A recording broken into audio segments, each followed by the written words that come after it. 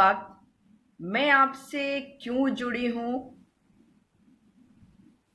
आपको ये बताना चाहती हूं। इसलिए जुड़ी हूं क्योंकि देश में बहुत सारी चीजें ऐसी हो रही हैं जिसकी चिंता आपको और मुझे करनी होगी। ये देश हमारा है। मैं आज जिस बारे में बात कर रही हूं वो है कि हमें गलवान घाटी जो है चीनी मुक्त चाहिए। चीनी जो है वो वहां है या नहीं, इस पर बहुत बवाल मचा हुआ है। आप लोग जो जुड़ रहे हैं मेरे साथ, आप सभी का बहुत बहुत धन्यवाद। मेरे इस इंस्टाग्राम पेज पर अधिक से अधिक लोगों को जोड़िएगा। आप लोग जब जुड़ना चाहें, अगर मुझसे कभी इंस्टाग्राम के लाइव में, तो मुझे अवश्य बताइएगा। आप अपने सवाल भी रखिएगा, मैं उन सवालों का जवाब देने की कोशिश करूंगी। बहुत सारे लोग कहते हैं कि मैं इस सरकार के विरुद्ध क्यों हूं।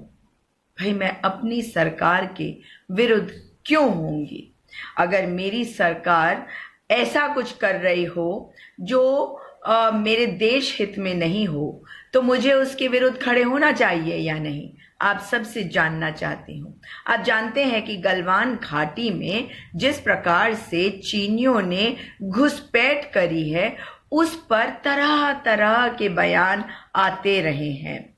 आप देखिए कि किस प्रकार से हमारे प्रधानमंत्री जी जो हैं वो कहते हैं कि भारत की धरती पर किसी ने एनक्रोच नहीं किया, किसी ने घुसपैठ नहीं करी, हमारे किसी पोस्ट पे नहीं आए। तो सवाल तो उठता है ना, आप क्या सवाल भी नहीं करेंगे कि हमारे 20 सैनिक क्यों देश के लिए वीर गति को प्राप्त हो गए? अगर हमारे ये सैनिक भाई वीर गति को प्राप्त हुए हैं, तो आज ये आपका और मेरा धर्म है कि हम उनके लिए बोले। पूछे सरकार से कि अगर चीनी नहीं आए यहां, तो हमारे ये बहादुर सैनिक किस प्रकार से वीर गति को प्राप्त हो गए।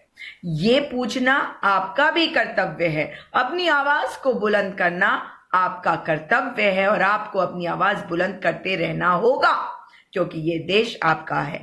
आपको मालूम है, ये सब बातों में मैं नहीं जाना चाहती। आप जानते हैं कि रक्षा मंत्री हो या हमारे गृह मंत्री हो, सबके अलग अलग बयान हमें सुनने को मिल रहे थे। चीफ ऑफ आर्मी स्टाफ कुछ कह रहे हैं, कोई कुछ कह रहा है, कोई कह रहा है कि हम पुरजोर जवाब देंगे। कभी कहा जा रहा है कि कोई आया ही नहीं। और ये बात कौन कह रहा है? ये केवल हमारे प्रधानमंत्री ने कहा। प्रधानमंत्री ने कितनी बार संबोधित किया एक बारी विपक्ष के नेताओं को, और कल तो हमारे सैनिकों को जाकर नीमू में उन्होंने संबोधित किया, मगर वहां पर भी चीनी शब्द उनके मुंह से नहीं निकल रहा। वो चीनी शब्द नहीं कह पा रहे।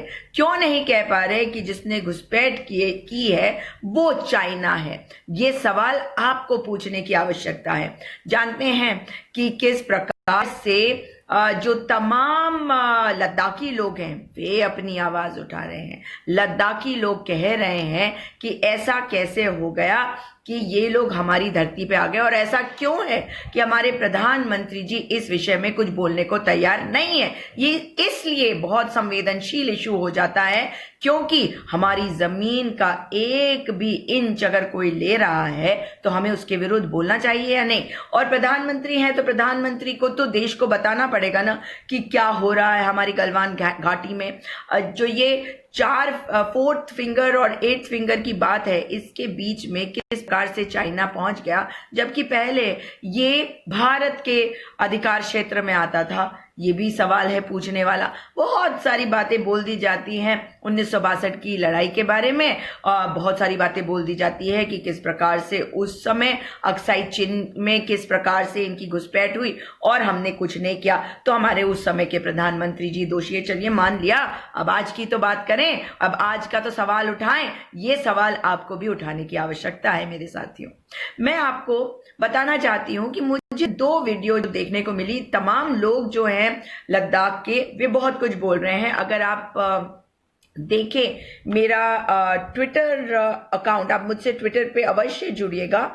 और ट्विटर पे सुजाता इंडिया फर्स्ट, SUJATAINDIA1ST, ये मेरी आईडी है। वहां पे मेरे साथ वहां पे जरूर से जुड़िएगा। मैं जानना चाहती हूं कि किस प्रकार से इस वक्त ये जो इशू है इसको छुपाया जा रहा है। और बहुत सारे लोग हैं, मैंने बहुत सारी वीडियोस डाली है जो वहां के लोग बोल रहे हैं कि चीनी यहां आ गए, हमारे प्रधानमंत्री ये बात नहीं कह रहे। और मीडिया पे बहुत बड़ा सवाल है। मीडिया पे भरोसा आप लोग भी बिल्कुल ना करेंगे, क्योंकि मीडिया क्या दिखा रही है। मीडिया ने ये कहा कि हमारे प्रधानमंत्री जी एक फॉरवर्ड पोस्ट पे गए। नहीं, निम्मू जो है एक टूरिस्ट स्पॉट है, वहां पे लोग घूमने फिरने जाते हैं। और अगर लेह में अंदर जाना होता है, लद्दाख में बहुत ठंड होती है, इसलिए एक दिन वहां पे रखते हैं ताकि आप उस मौसम के यूज टू हो जाए, क्योंकि ठंड बहुत ज्यादा होती है। लेकिन आज मुझे जो 2 वीडियोस मिली है वो मैंने अपने फेसबुक पेज पे भी डाली है, वो आप अवश्य देखिएगा। एक तो है भारतीय जनता पार्टी के जिलाध्यक्ष हैं लेह के जिलाध्यक्ष की मैंने वीडियो डाली है। उनका नाम है दोरजी आंगचू।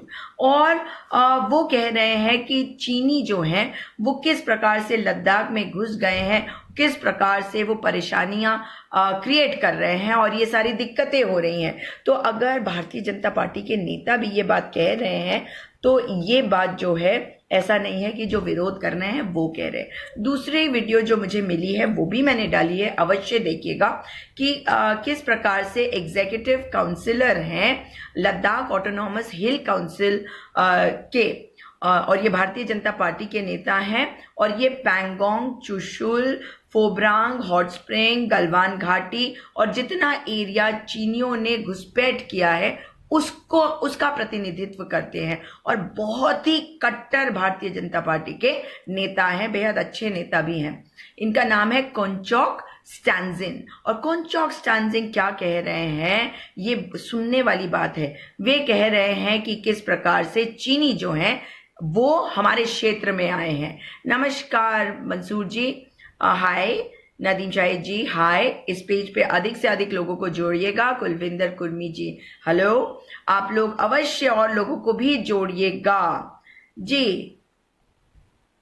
स्वपन मोला जी, आप जुड़ना चाहते हैं, आप पहले लिखिए कि क्या कहना चाहते हैं, है ना, फिर उसके बाद आगे देखते हैं। जी मैं बिल्कुल ठीक हूँ। नरेंद्र रेड्डी जी, आप कैसे हैं? सूरज परमार जी, मैं बिल्कुल ठीक हूँ। मैं आप लोगों से इंस्टाग्राम के पेज पे अवश्य जुड़ती रहूंगी। आप लोग भी और भी लोगों को जोड़िएगा इस पेज से, क्योंकि हमें लोगों को जागरूक करना है।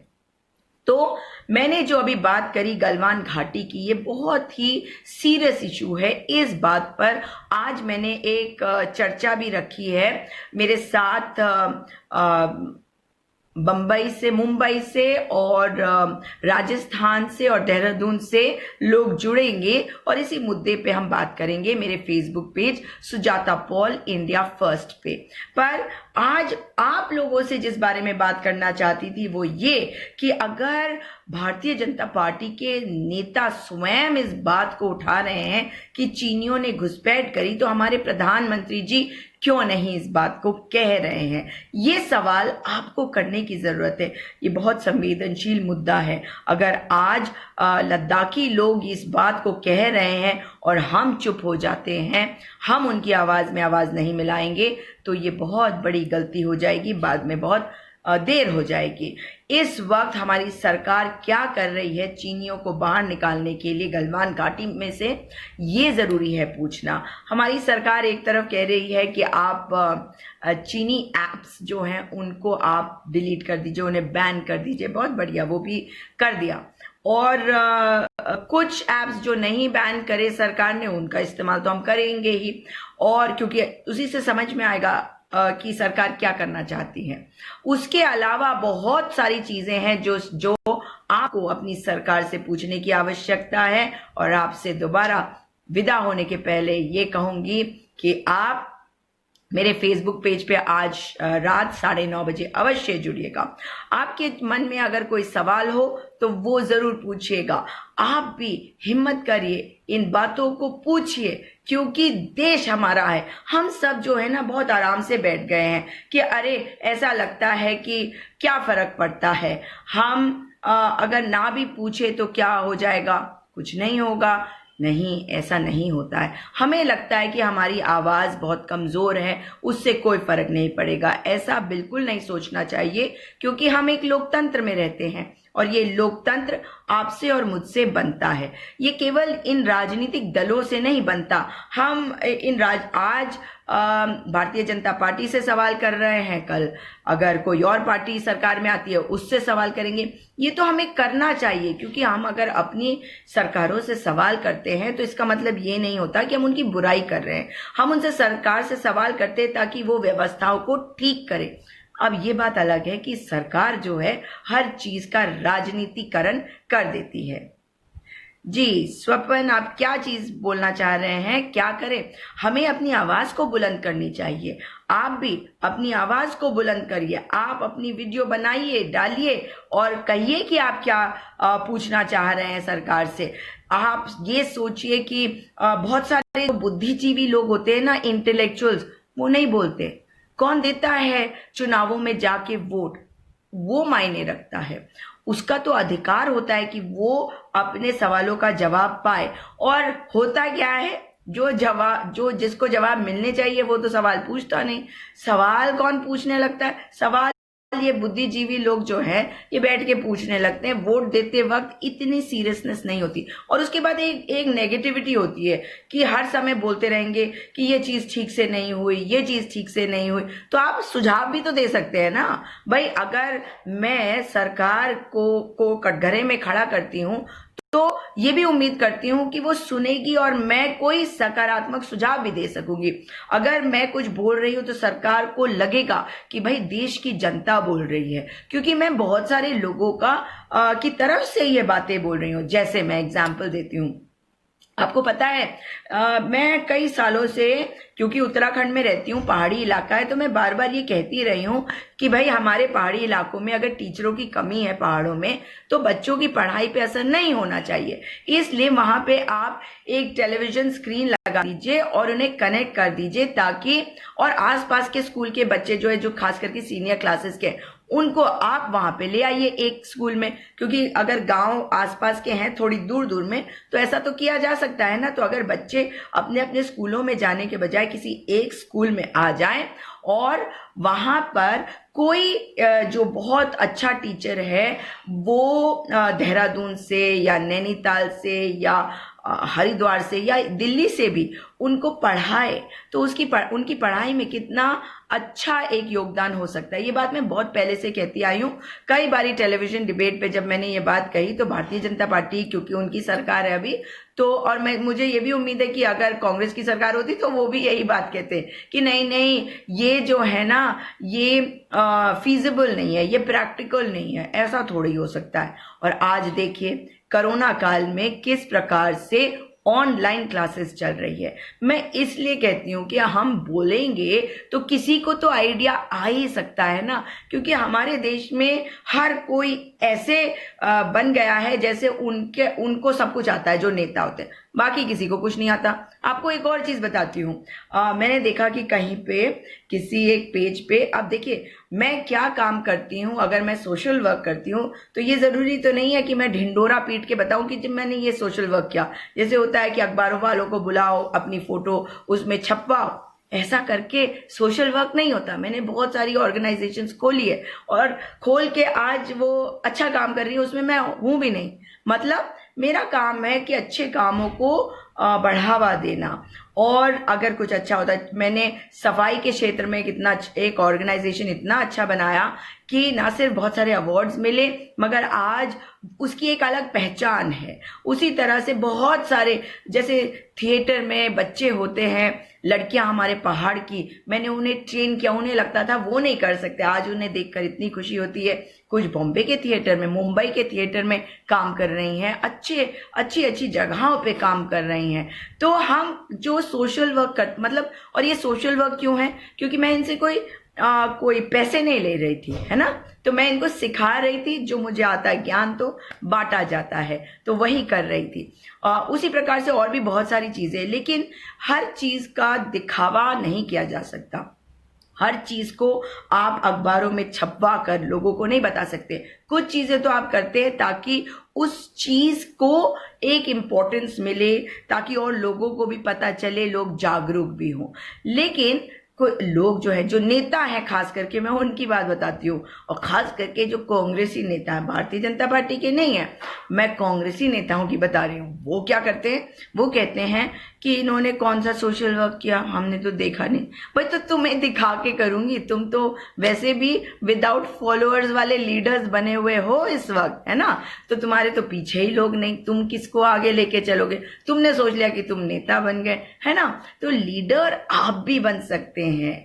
आप कहीं पे भी हो, किसी भी क्षेत्र में हो, आप लीडर बन सकते हैं। इस चीज को सदैव याद रखिएगा। और देश में जो योगदान आप और मैं करते हैं, इसमें आपको याद रखना होगा कि कई तरीके से हम योगदान कर सकते हैं।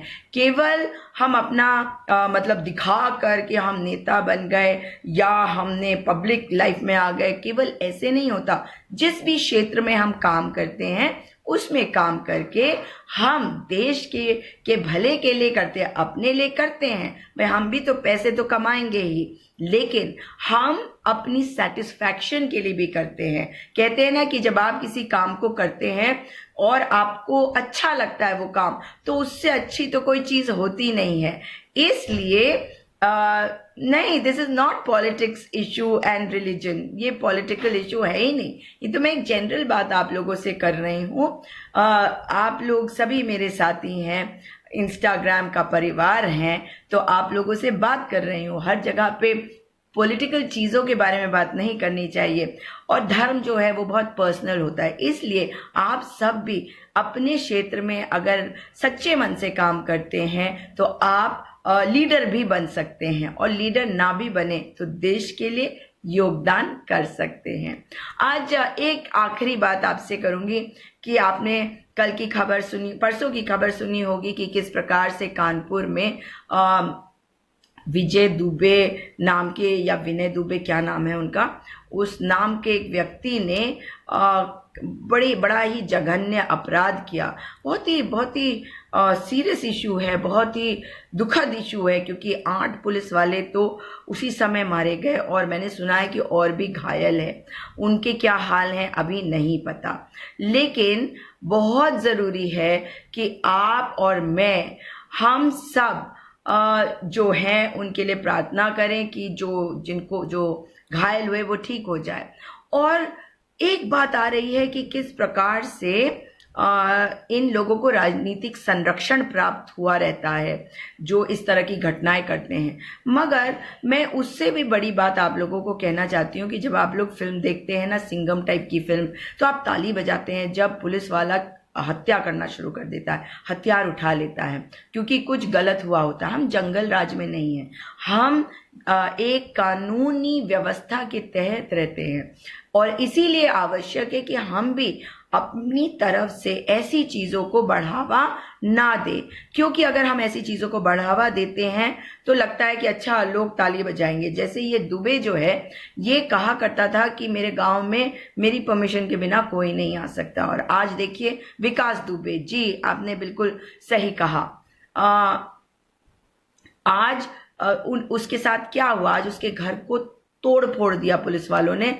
गुस्सा तो है ही, लेकिन हमें ये समझना है कि जब हम ताली बजाते थे ना कि उत्तर प्रदेश में अब गुंडा राज खत्म हो गया, सपा चली गई, बसपा चली गई, ऐसे ही तो बोलते थे, और वहां पे गुंडा राज खत्म हो गई, योगी आदित्यनाथ जी से सब डरते हैं। मैं उन्हें अजय सिंह बिष्ट बुलाती हूँ, जो मुख्यमंत्री हैं हमारे उत्तर प्रदेश के, हमारे उत्तराखंड से हैं, इसलिए उनका नाम जो है वो, उससे ये भी लगता है कि हमारे उत्तराखंड से गए हैं वो, और वहाँ के मुख्यमंत्री बने हैं। खैर, जब उन्होंने मतलब ये बोलना शुरू किया था शुरू में 2017 से कि हमारे यहाँ कोई गुंडा राज नहीं है, हमारे यहाँ तो मतलब एनकाउंटर होने शुरू हो गए थे उनके यहाँ कि हम किसी भी बदमाश को छोड़ते नहीं हैं। मैं तब भी ये बात कहती थी कि हमारे यहाँ कानून व्यवस्था है ना, अगर हथियार उठा के हमने गोली मार दी, लोगों को मार दिया पुलिस ने भी, तो ये कानून के विरुद्ध है। हमारा कानून जो है वो सजा देने के लिए काफ़ी है। हमारी कानूनी व्यवस्था में जो अड़चनें आती हैं, जो डीले होती है, और हमें भी पता है कि करप्शन, भ्रष्टाचार बहुत है, ये ख़त्म हो जाए तो हमारे कानून व्यवस्था को लागू अगर ढंग से कर दिया जाए और समय से न्याय मिल जाए तो काफ़ी है। और कानून का मतलब ये होता है कि लोग जो हैं सीखे गलतियों से। बहुत ही कोई जघन्य अपराध हो जैसे निर्भया वाला, तो वहाँ पे रेयरेस्ट ऑफ द रेयर बोला जाता है और तब मौत की सज़ा दी जाती है, क्योंकि हमारा जो सिस्टम है क्रिमिनल जस्टिस सिस्टम, उसमें हम ये मानते हैं कि हमें लोगों को ठीक करना है। तो हमारा सिस्टम जो है लोगों को ठीक करने के लिए है। जब्बर जी आप लिख रहे हैं students and good studying wanted family matters. अच्छी पढ़ाई तो होनी चाहिए और माता पिता की भी बहुत इज्जत करनी चाहिए, गुरुजनों की भी इज्जत करनी चाहिए। खैर, आप लोगों से अब मैं विदा लूंगी और आप लोग सब सुजाता पॉल इंडिया फर्स्ट मेरे फेसबुक पेज पर अवश्य जुड़िएगा रात को 9:30 बजे, अब से आधे घंटे के बाद, जहां पे चर्चा करेंगे गलवान घाटी में जो कुछ हो रहा है उसके बारे में। और इंस्टाग्राम पेज पे भी आप लोगों से जुड़ती रहूंगी। आप लोग मेरे ट्विटर अकाउंट पे भी जुड़िएगा और मैं अपने ट्विटर अकाउंट का आपको लिख कर बता रही हूं कि क्या है। ये है सुजाता इंडिया फर्स्ट। एक सेकेंड मुझे चेक कर लेने दीजिए, मैं भूल जाती हूँ कभी कभी। जी, Sujata India first I capital है, ये है। तो आप लोग सब इसमें जुड़िएगा जरूर और मुझे फॉलो करिएगा। हम सब अपने देश को बेहतर बना सकते हैं अगर हम सब एकजुट हो जाए और हमेशा सकारात्मक रूप से अपनी सरकार को सुझाव दीजिए। अगर सरकार ना सुने तो भी अपनी बात को रखते रहिए और अपशब्दों का इस्तेमाल ना करिए। मैं बहुत अपशब्द सुनती हूँ, फेसबुक पेज पे भी सुनती हूँ, यहाँ तो अभी तक नहीं ऐसे लोग आए हैं, मगर आप लोग याद रखिए कि हमारी संस्कृति है कि हम अपशब्दों का इस्तेमाल नहीं करते हैं। तो खुश रहिएगा, दोबारा आपसे मुलाकात होगी। जय हिंद।